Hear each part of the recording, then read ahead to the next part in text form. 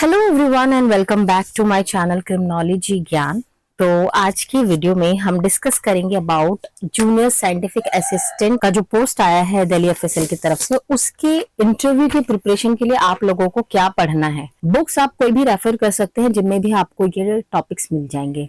ठीक है, तो बेसिकली मैं आप लोगों को सजेस्ट करूंगी कि आप सिंपली गूगल से कर सकते हैं या आपके पास मास्टर्स में जो बुक्स अवेलेबल हैं आप उसी को ही रेफर कीजिए, क्योंकि इस टाइम पर अलग से बुक लेना for the preparation is not an good option. और अगर आपको मैं क्योंकि टॉपिक बता दे रही हूँ तो आप उस टॉपिक को सिंपली गूगल भी करके ले सकते हैं, या फिर अगर आपकी बुक में ऑलरेडी है वो टॉपिक तो आप वहां से उसको पढ़ सकते हैं। तो जूनियर साइंटिफिक असिस्टेंट के लिए सबसे पहले हम समझेंगे कि ना जूनियर साइंटिफिक असिस्टेंट का रोल क्या है। जो आपने नोटिफिकेशन में देखा होगा, अगर नोटिफिकेशन अभी तक नहीं देखा है तो नोटिफिकेशन आपको मैं इस वीडियो के एंड में आपको टैग कर दूंगी, आप उस वीडियो को देख लेना।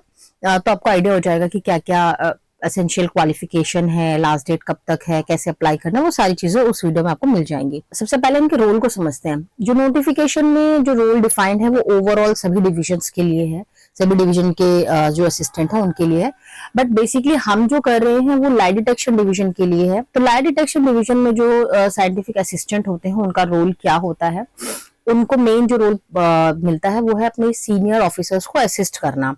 इधर वो उनकी रिपोर्ट मेकिंग में हेल्प करना, उनके साथ इंस्ट्रूमेंटेशन में उनकी हेल्प करना, ओवरऑल जो भी आपके सीनियर साइंटिफिक ऑफिसर्स कहते हैं वो सारा कुछ जो असिस्टेंट होता है उसको करना होता है। तो रोल्स डिफाइंड है, बट आप जो भी कुछ करेंगे उससे पहले आपको खुद नॉलेज होनी चाहिए। क्वालिफिकेशन इसमें जो मांगी गई है वो मास्टर्स चाहिए, या तो फॉरेंसिक साइकोलॉजी में होनी चाहिए आपकी मास्टर्स, या फिर होनी चाहिए क्रिमिनोलॉजी में। अगर आपने मास्टर्स करी है फॉरेंसिक साइकोलॉजी में या फिर क्रिमिनोलॉजी में, दोनों ही आप लोग अप्लाई कर सकते हैं। लेकिन जो इंटरव्यू के टाइम पर जो क्वेश्चंस हैं वो क्रिमिनोलॉजी वाले स्टूडेंट से क्रिमिनोलॉजी रिलेटेड ही क्वेश्चंस पूछे जाएंगे, और जो फॉरेंसिक साइकोलॉजी के स्टूडेंट्स हैं उनसे फॉरेंसिक साइकोलॉजी वाले क्वेश्चंस पूछे जाएंगे। लेकिन कुछ टॉपिक ऐसे हैं जो कॉमन है, तो वो दोनों से पूछे जा सकते हैं, और ऐसे भी कुछ टॉपिक हैं जो इम्पोर्टेंट है, तो अगर वो आपने अपने कोर्स के दौरान नहीं पढ़े हैं बट फॉर दिस रोल वो इम्पोर्टेंट है तो भी वो आपसे पूछा जा सकता है। इसीलिए ये वीडियो इंपॉर्टेंट है, और अगर आपने अप्लाई किया है तो बहुत ज्यादा ही इंपॉर्टेंट है। ये वीडियो आप उन लोगों के साथ शेयर कर सकते हैं जो इसकी प्रिपरेशन कर रहे हैं। ऑल्सो अभी तक आपने अगर मेरे चैनल को सब्सक्राइब नहीं किया है तो चैनल को सब्सक्राइब कर दीजिए, क्योंकि ऐसे ही इंपॉर्टेंट टॉपिक्स मैं लेकर आती रहती हूँ।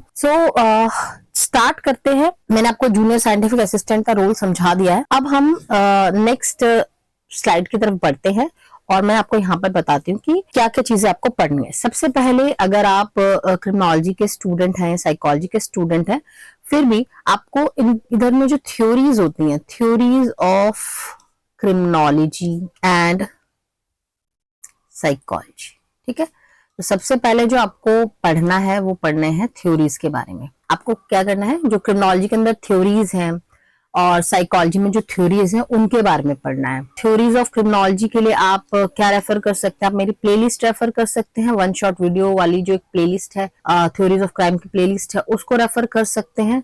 तो ये आप मेरे प्लेलिस्ट से पढ़ सकते हैं, प्लेलिस्ट से भी पढ़ सकते हैं। जीरो टू हीरो वाली जो प्लेलिस्ट है मेरी, जीरो टू हीरो, वहां से आप इसको देख सकते हैं।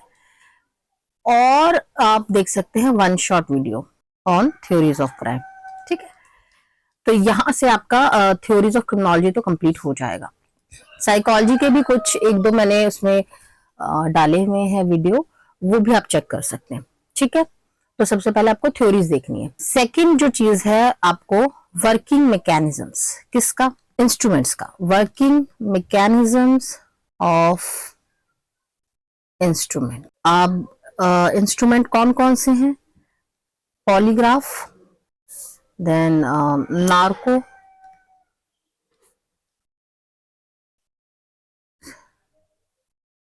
इंस्ट्रूमेंट या प्रोसीजर। तो वर्किंग मैकेनिज्म ऑफ इंस्ट्रूमेंट या फिर प्रोसीजर आपको देखना है polygraph, narco analysis, brain fingerprinting, then LVA, है ना। मेनली इतना तो आपको करके जाना ही है, और भी बहुत सारे बीओएस भी है, ये भी आप देख सकते हैं। ठीक है, तो यहाँ पर आपको वर्किंग मैकेनिज्म देखना है इंस्ट्रूमेंट का या प्रोसीजर जो भी होता है, नार्को एनालिसिस, ब्रेन फिंगरप्रिंटिंग, जिसमें से मैंने नार्को एनालिसिस के ऊपर वीडियो बना रखी है, और बाकी जो टॉपिक्स छूट रहे हैं वो उसका मैं अलग से एक वीडियो बना दूंगी। या फिर आप चाहें तो इनको गूगल से भी पढ़ सकते हैं, बुक्स में भी मेंशन है तो वो भी आप पढ़ सकते हैं उसमें से। ठीक है, तो यहाँ पर आपको दो चीजें मैंने बता दी, पहला कि आपको थ्योरीज पढ़नी है, सेकंड आपको वर्किंग मैकेनिज्म देखना है इंस्ट्रूमेंट्स या प्रोसीजर का, क्या प्रोसीजर रहता है। थर्ड जो चीज आपको देखनी है वो है sections related to expert opinion. ठीक है, तो ये आपको न्यू लॉज के हिसाब से बताने हैं। भारतीय साक्ष्य अधिनियम में और बीएनएसएस में जो भी सेक्शंस हैं जो कि एक्सपर्ट्स ओपिनियन से रिलेटेड हैं, तो वो आपको एक तो सेक्शन नंबर भी पता होना चाहिए, प्लस उस लॉ के अंदर उस सेक्शन के अंदर कही क्या बात गई है वो भी आपको पता होना चाहिए। ठीक है, उसके बाद आपको पता होना चाहिए difference between interview and interrogation. ठीक है, आपको डिफरेंस पता होना चाहिए इंटरव्यू और इंटेरोगेशन के बीच में, बहुत अच्छे से डिफरेंस पता होना चाहिए, क्योंकि ये फर्दर आप लोगों को हेल्प करेगा इस पूरी जर्नी में। अब आपको पता होना चाहिए टेक्निक्स ऑफ इंटरव्यू या इंटेरोगेशन एंड इंटेरोगेशन। ठीक है, तो इंटरव्यू और इंटेरोगेशन के आपको टेक्निक्स पता होने चाहिए, जैसे कि आपका रीड टेक्निक हो गया, पीस मेथड हो गया,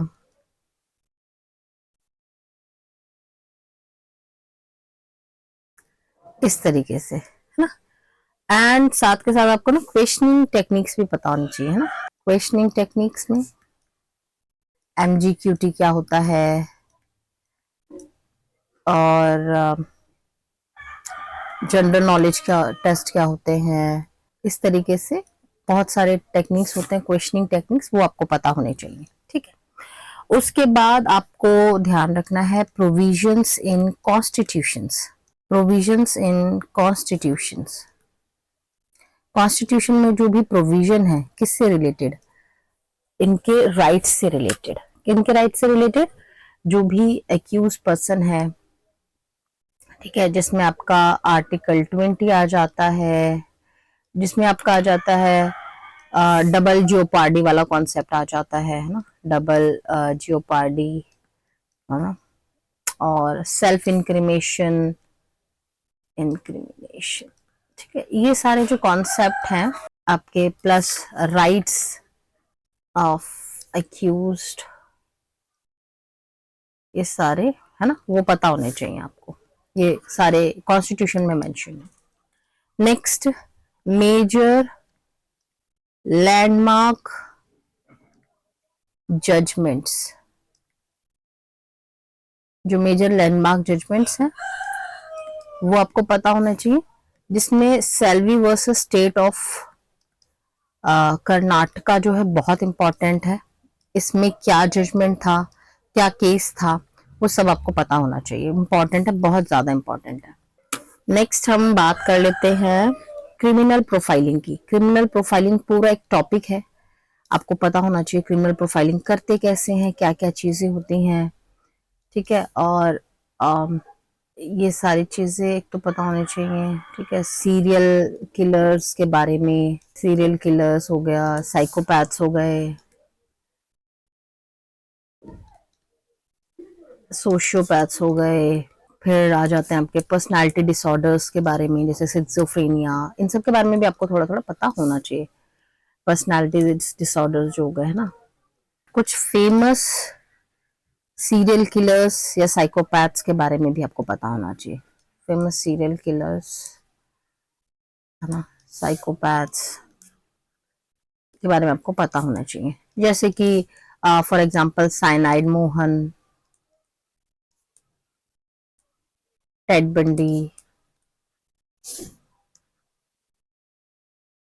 ठीक है, इस तरीके के कुछ आपको सीरियल किलर्स वगैरह के बारे में पता होने चाहिए।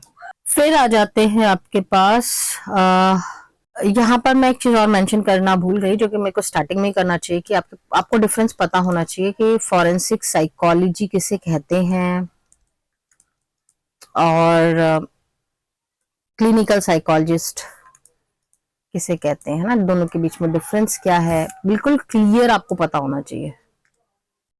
Forensic psychology, clinical psychology, normal forensic, वो सब क्या चीज है ना, वो डिफरेंस एकदम क्लियर कट आपको पता होने चाहिए। क्या, बाकी ये मेरे को स्टार्टिंग में ही मेंशन करना चाहिए था, बट हाउएवर मैंने इसको थोड़ा लेट ही मेंशन किया, बट मेंशन कर दिया मैंने। उसके बाद टेस्ट आपको पता होना चाहिए, test used in psychological assessment, psychology assessment, जो जो टेस्ट यूज होते हैं साइकोलॉजी असेसमेंट के लिए, साइकोलॉजी असेसमेंट, जैसे कि इंटेलिजेंस टेस्ट होते हैं कुछ, intelligence test, achievement and aptitude test, personality test, ये सब आपको पता होने चाहिए। ठीक है, और मतलब इतना आपको पढ़कर जाना ही है, ये इम्पोर्टेंट चीज है। इसके अलावा जो अब आ जाता है, ये तो सारी हो गई थ्योरेटिकल पार्ट। मेन आपको दिया जाएगा एक्चुअल सिनेरियोज, एक्चुअल सिनेरियोज या फिर practical situation based questions, practical situation based questions, जो भी एफएसएल के वर्कर्स हैं या फिर जो ऑफिसर्स हैं, उनको जो भी प्रॉब्लम्स आई होंगी रियल लाइफ में, प्रैक्टिकल जो भी प्रॉब्लम्स आई होंगी, उससे बेसिस पर जो आपको भी प्रॉब्लम्स आ सकती है, तो उसके बेसिस पर वो आपसे क्वेश्चन पूछेंगे और आपसे एक्सपेक्ट करेंगे कि आप क्या रिस्पॉन्स करेंगे इस केस में, इस सिनेरियो में। अगर आपके पास ऐसा कुछ सिचुएशन आ जाती है, तो उस सिचुएशन में आप कैसा रिस्पॉन्ड करेंगे, वो कुछ केसेस वो आपको देंगे। ठीक है, तो ये जो लास्ट वाला पॉइंट है, देखो ये तो आपके बिल्कुल अंडरस्टैंडिंग पर होगा कि जो भी प्रैक्टिकल सिचुएशन आएगी और उस पर आप क्या रिस्पॉन्ड करते हैं, ये कंप्लीटली आपका डिसीजन है। ठीक है, लेकिन वो डिसीजन लेने के लिए आपको एक्चुअल में नॉलेज होनी चाहिए इन सभी चीजों की। ठीक है, जो भी हम पॉलीग्राफ या नार्को ये सारी चीजें कर रहे हैं, इनका एडमिसिबिलिटी कितनी है कोर्ट में, कब ये कॉरोबोरेटिव एविडेंस बन जाते हैं, कब ये एक्सेप्ट नहीं होते हैं, वो सारी चीजें भी आपको पता होनी चाहिए अगर आप उनको पढ़ रहे हैं। तो आपसे ये भी पूछा जा सकता है कि कितना परसेंटेज जो है ये एडमिसिबल है कोर्ट में और कितना माना जाता है, ये सारी चीजें आपको पता होनी चाहिए। इसके अलावा जो छोटी मोटी चीजें हैं, जैसे कि इन्वेस्टिगेशन में जो है पुलिस का रोल कैसा है, क्या सेक्शंस लगाए जाते हैं न्यू लॉज के अकॉर्डिंग, वो छोटी मोटी चीजें वो आपने अपने ड्यूरिंग योर एग्जामिनेशन या मास्टर्स में आपने पढ़ा ही होगा। ठीक है, उतना मैं एक्सपेक्ट कर रही हूँ कि उतना आपको पता होना चाहिए। उसके अलावा जो इम्पोर्टेंट चीजें हैं वो ये सारी चीजें हैं। तो बस जैसे प्रिपरेशन के लिए मेनली यही सारी चीजें आपको एटलीस्ट पढ़कर जानी है। एंड आई होप कि अगर आप इसके लिए अप्लाई कर रहे हैं और इतना अच्छे से इन सब चीजों को पढ़कर चले जाते हैं, तो आप कॉन्फिडेंटली अपने इंटरव्यू को क्रैक कर सकते हैं। Do let me know in the comment section अगर आप इस एग्जाम की प्रिपरेशन कर रहे हैं and you need specific videos on it. और टेलीग्राम चैनल अगर अभी तक आपने ज्वाइन नहीं किया है तो टेलीग्राम चैनल ज्वाइन कर लीजिएगा। टेलीग्राम चैनल का लिंक आपको डिस्क्रिप्शन बॉक्स में मिल जाएगा। मिलते हैं नेक्स्ट वीडियो में। Till then bye bye and take care.